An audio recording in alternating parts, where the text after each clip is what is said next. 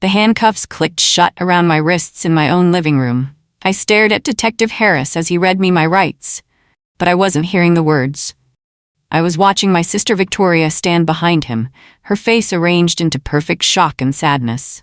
My brother Nathan stood beside her, shaking his head like he couldn't believe what was happening. But I saw it, the flash of something else in their eyes. Relief, maybe, or triumph. "There's been a mistake," I said, my voice shaking. "I didn't steal anything from the family trust. Why would I?"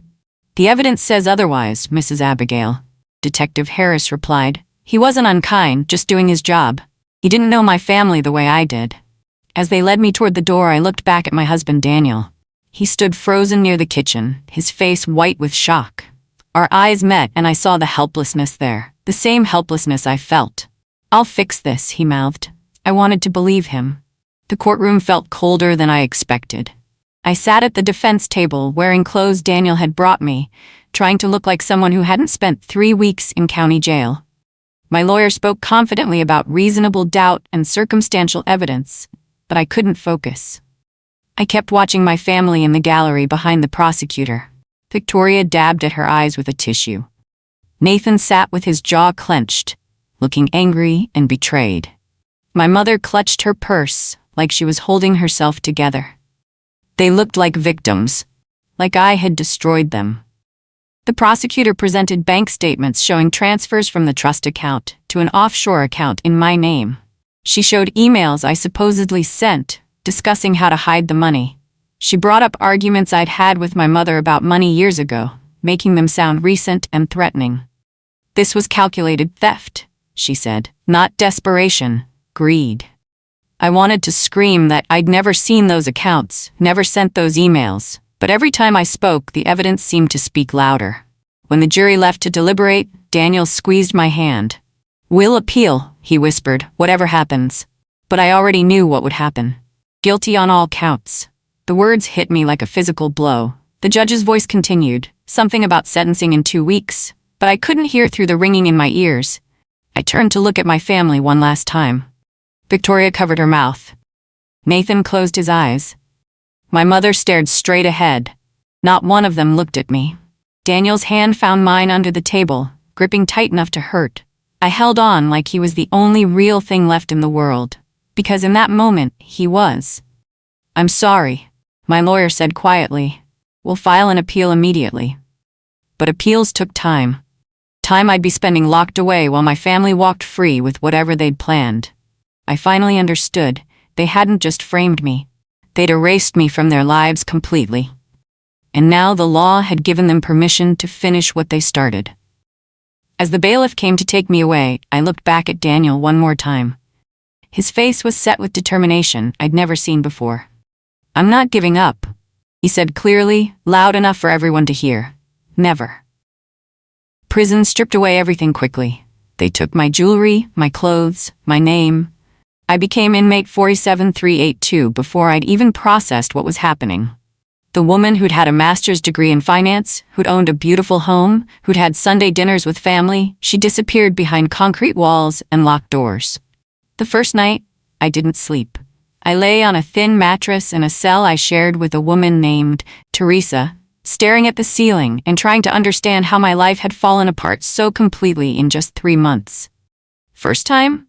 Teresa asked from the bunk below. "Yes," I whispered. "You'll survive," she said. "Everyone thinks they won't, but you will. You just become someone different." I didn't want to become someone different. I wanted to wake up and discover this was all a nightmare. But morning came, and the nightmare continued. Breakfast in a loud cafeteria. Guards shouting instructions. Women who looked at me like I was prey or competition. I learned the most important rule fast: don't react, don't cry, don't show weakness. So I stopped. Daniel's first letter arrived 2 weeks after my sentencing. I held the envelope like it was made of gold, then opened it carefully in my cell. Teresa gave me privacy, turning toward the wall while I read. "Abigail, I know you're scared. I'm scared too. But I need you to hold on because I'm fighting for you every single day. I've hired someone, a lawyer named Kathleen Morrison. She's different from the attorney we had before. She believes you. She's already started reviewing your case. Your family contacted me yesterday. They told me to move on with my life. They said you got what you deserved. I told them they'd regret those words. I love you. I believe you. Don't give up. Daniel, I read the letter 5 times, then folded it carefully and tucked it under my pillow. That night I cried for the first time since arriving. But they weren't tears of despair anymore. They were something else. Hope, maybe, or fury. I hadn't decided which yet. Daniel's next letter came with worse news. They kicked me out of the house. Your mother showed up with Nathan and some lawyer I'd never seen before. They said the house is family property now, something about how it was always meant to stay in the family, and with you incarcerated, I have no legal right to stay there. I tried to fight it, but they had paperwork. Lots of it. Apparently, your grandmother's will had conditions I never knew about. If you're convicted of a crime involving family assets, the property reverts to the family trust. I'm staying with my brother now. I took what I could, but they wouldn't let me take much. They said everything in the house belonged to the estate. Kathleen says this is all wrong, but proving it takes time. I'm sorry, Abigail. I'm so sorry. I stared at the words until they blurred. They'd taken my freedom. Now they'd taken my home and targeted the only person who stood by me. Daniel wasn't just collateral damage. He was a message. They wanted me to know that even from prison I couldn't protect anyone. But they'd made a mistake. They'd shown me exactly how far they'd go, and that meant I knew how far I'd have to go to stop them. The phone call from Daniel 3 months later sounded different. His voice was tight, controlled in a way that scared me more than anger would have. Kathleen found something, he said. Those emails the prosecution used. The metadata doesn't match. Someone created them after the fact and backdated them. My heart slammed against my ribs. What does that mean? It means we have proof of forgery. It means someone framed you, and they weren't as careful as they thought. I gripped the phone so hard my knuckles went white. Can we use it? Kathleen's working on it. She's also looking into the bank transfers. The offshore account was opened using your information, but the IP address is traced back to a location you've never been to. One that matches your brother's office building. Nathan. I'd suspected, but hearing it confirmed felt like being punched. How long until we can prove it? Months, maybe. The legal system moves slowly. But Abigail, his voice cracked slightly, we're going to win this, I promise you. I wanted to believe him, but I'd learned that promises meant nothing against people willing to destroy their own family. Prison changed me slowly, like erosion. I stopped being the woman who'd cried herself to sleep. I watched other inmates, how they survived, how they protected themselves, how they thought 3 steps ahead. I learned to read people's intentions in their eyes before their words reached me. I learned patience, control, strategy. Teresa noticed. You're different now, she said one night, harder. I had to be, I replied. She nodded. Just don't lose yourself completely. That's when they really win. But I didn't feel lost. I felt focused for the first time since this nightmare began. Every letter from Daniel and Kathleen gave me information. Every piece of evidence they uncovered added to a picture I was building in my mind. A map of how my family had systematically destroyed me. They'd made one critical error. They'd assumed I'd stay broken. They hadn't counted on me learning how to fight back from behind bars, using the same patience and planning they'd used against me. If they could plot my destruction over months, I could plot my return. Victoria visited me exactly once. She sat across from me in the visiting room, looking uncomfortable in her expensive coat. I wanted to see how you were doing, she said, but her eyes told a different story. She was checking to make sure I was truly defeated. I'm surviving, I said calmly. Mom's not doing well, Victoria continued. All this stress, losing the money, dealing with the investigation. Nathan had to hire extra accountants just to sort out the mess you made. The lies were so smooth I almost admired them. I didn't make any mess, Victoria. Her expression flickered, just for a second. The courts disagree. For now, I said quietly. Something in my tone made her pause. I saw her studying my face, trying to understand what had changed. I didn't look broken anymore. I didn't look angry. I looked patient, calculating, like someone who knew secrets she didn't. The visit ended quickly after that. She never came back. Kathleen's breakthrough came 15 months after my conviction. Daniel's voice shook with excitement during our call. She found the original trust documents, the real ones, not the versions your family submitted to court. Someone altered them, changed the conditions, the beneficiaries, everything. How did she find them? Your grandmother's old attorney kept copies in storage.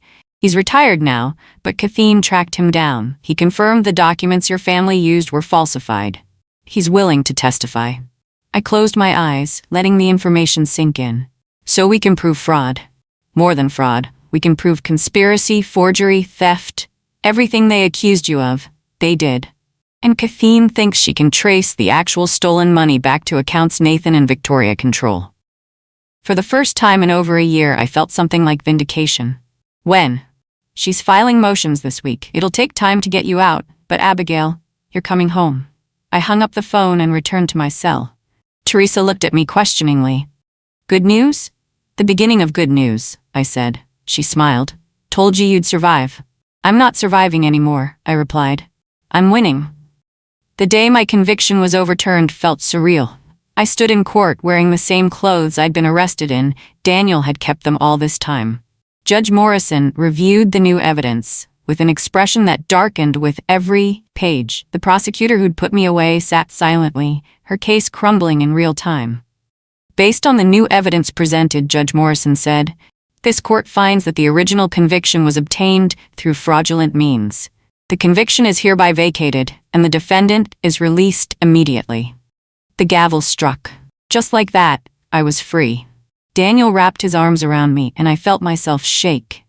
Not with tears, but with the overwhelming weight of survival. I'd spent 18 months in prison for a crime my own family committed. 18 months of learning to be someone harder, colder, more strategic. Let's go home, Daniel whispered. But as we left the courthouse, I saw reporters gathering. I saw my name trending on social media. I saw the stories spreading, wrongful conviction, family betrayal, stolen inheritance. My family had wanted me erased. Instead, they'd made me infamous. We didn't go back to my old house. Daniel had rented a small apartment across town, neutral territory where I could breathe without memories suffocating me. I spent the first week simply existing in freedom, sleeping without metal bunks above me, cooking my own food, walking outside whenever I wanted. But my mind was already working. Kathleen visited on day 5. She spread documents across Daniel's kitchen table. Bank statements, property deeds, trust documents. Your family sold almost everything, she explained. The house, your grandmother's vacation property, investment accounts. They liquidated the trust and divided it among themselves. Can we get it back? I asked.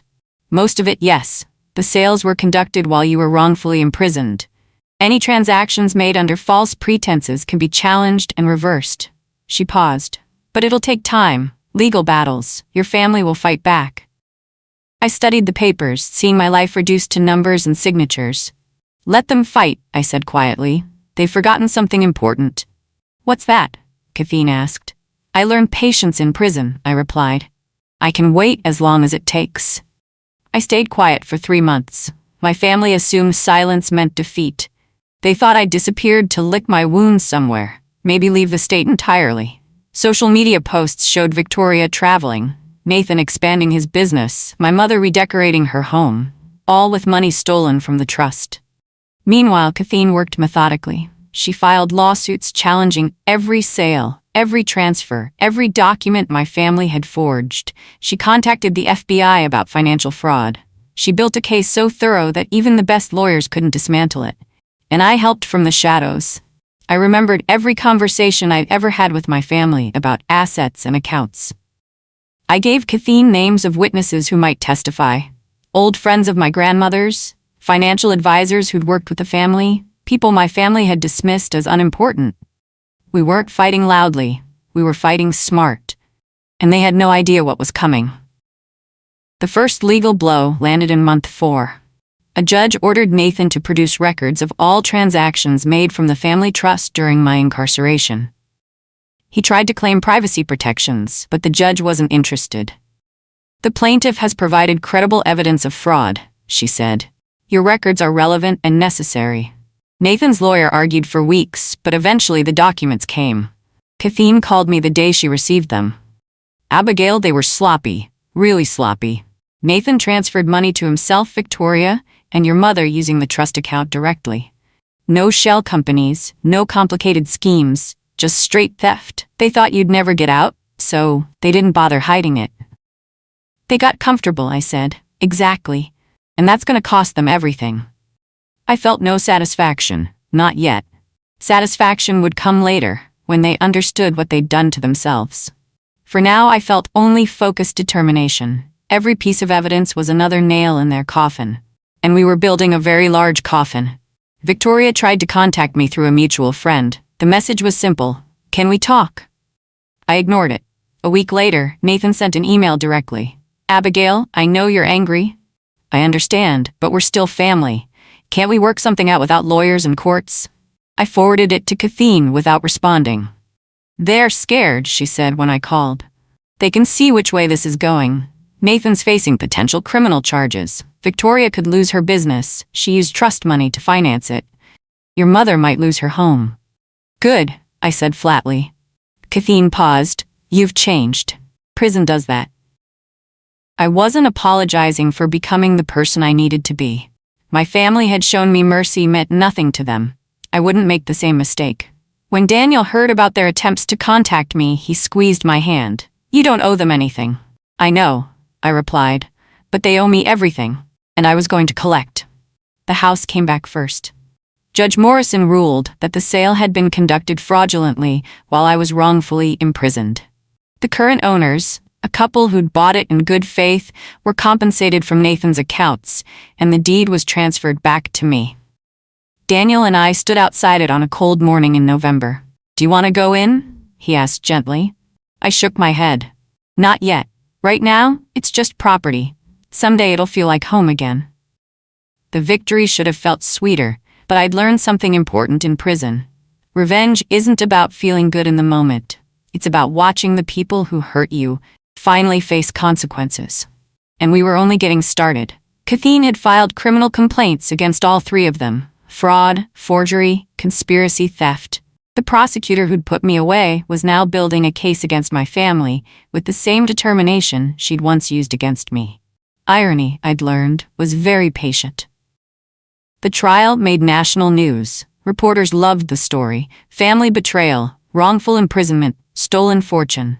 I sat in the gallery every single day, watching Nathan and Victoria squirm at the defense table.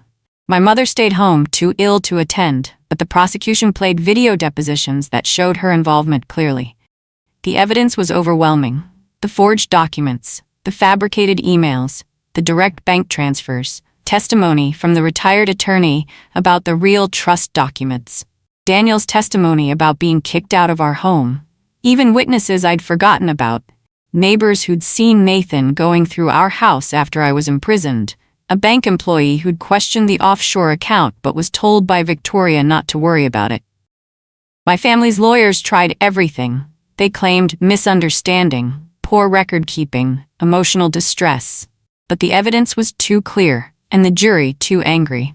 When the verdicts came back, guilty on all counts for Nathan and Victoria, guilty on conspiracy for my mother, I felt something settle inside me. Not happiness, not even satisfaction.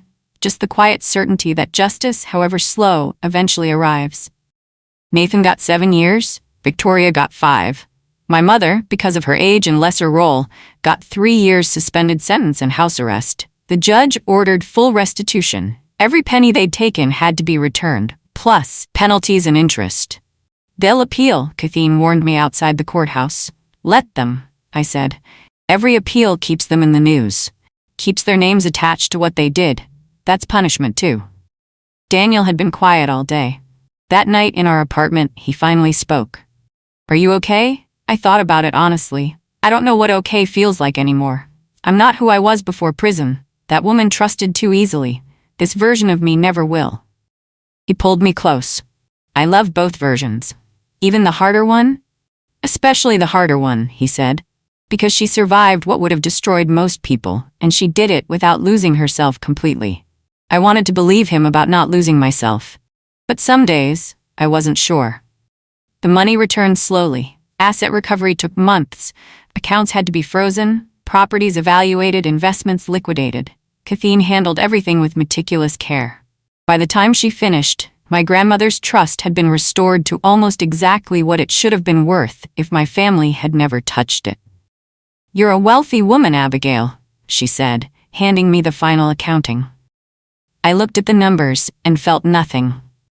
The money had cost me 18 months of my life. It had cost me my relationship with my family, not that they deserved one. It had cost me the woman I'd been before handcuffs clicked shut in my living room. "Put half in a foundation," I told Kathleen, "for people who've been wrongfully convicted, legal fees, reentry support, whatever they need. And the other half?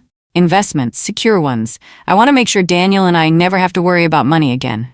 I paused, "And I want to buy back my grandmother's vacation property. It's the only place I have good memories." Kathleen nodded. "I'll handle it." As she left, Daniel asked, "Are you sure about the foundation?" "Yes," I said. "Something good should come from this nightmare." I saw Victoria one last time before she reported to prison. She approached me in a coffee shop downtown. Either by accident or design, I never knew. She looked older, thinner, defeated. "Abigail," she said quietly, "can I sit?" I gestured to the empty chair, curious despite myself. "I'm sorry," she said. The words sounded rehearsed. "What we did, I know it was wrong, but I want you to know it wasn't personal. We were just—" "Stop," I interrupted. "Don't insult me by pretending this was anything except exactly what it was. You framed me. You watched me go to prison. You kicked my husband out and sold my house. You did all of that deliberately, personally, and without remorse until you got caught." Her eyes filled with tears. "I lost everything." "So did I," I replied. "The difference is, I didn't deserve it." She left without another word. I never saw her again. Daniel and I moved back into my house a year after my release. We'd spent months renovating, painting walls, replacing furniture, making it ours instead of just mine. The memories of my family faded with each change we made. New curtains, new dishes, new life. "It feels different," Daniel said, standing in the living room where I'd been arrested. "Good different?" I asked. "Better different," he replied. We'd survived something that should have destroyed us. Most marriages wouldn't have made it through wrongful imprisonment, financial devastation, and family betrayal. But we had. We'd become stronger, more certain of each other. "Thank you," I said quietly. "For what?" "Never giving up, never walking away when it would have been easier." He pulled me close. "You're my family now, the only one that matters." And standing there in our home, truly ours now, I finally felt something I hadn't felt in 2 years. Peace. Nathan wrote me from prison. The letter arrived 3 months after his incarceration. I almost threw it away without reading it, but curiosity won. His handwriting was shaky, smaller than I remembered. "Abigail, I know you won't forgive me. I don't deserve forgiveness. I'm writing this because I need you to know it was my idea. Not Victoria's, not Mom's, mine. I convinced them you were the problem, that you'd ruin the family if we didn't act first. I was wrong about everything. I destroyed our family. I destroyed you. I destroyed myself. I don't expect anything from you. I just wanted you to know the truth before I have 7 years to think about what I've done." Nathan, I read it twice, then filed it away without responding. The truth didn't change anything. It didn't give me back 18 months. It didn't erase the fear or the hardness I'd developed, but it did give me closure. They'd lost everything, their freedom, their money, their reputations, and I'd lost nothing that couldn't be rebuilt. The foundation launched 2 years after my release. We called it the Abigail Trust for the Wrongfully Convicted. Kathleen served as legal director. We hired formerly incarcerated people as staff. We partnered with Innocence Projects and legal aid organizations across the country. At the opening ceremony, reporters asked me to speak. I stood at the podium and looked at the cameras. I spent 18 months in prison for crimes my own family committed. I learned that the justice system isn't always just, that family doesn't always mean loyalty, and that surviving isn't the same as living. I paused, finding Daniel in the crowd. But I also learned that one person believing in you can change everything. That patience is more powerful than rage, and that you're stronger than you think, even when you feel most broken. The audience applauded, but I wasn't finished. This foundation exists because something good should come from injustice. Because the system failed me, but it doesn't have to fail everyone. We're going to help people who were betrayed by the system rebuild their lives, because I understand what that takes. 5 years after my arrest, I received final notice that all appeals had been exhausted. Nathan and Victoria's convictions stood. My mother completed her house arrest. None of them contacted me again. I heard through acquaintances that they'd scattered, Nathan to another state after release, Victoria to somewhere overseas, my mother to a small apartment funded by what little she had left. Our family simply stopped existing. No more holiday dinners, no more phone calls, no more pretending we cared about each other. And I realized I didn't miss any of it.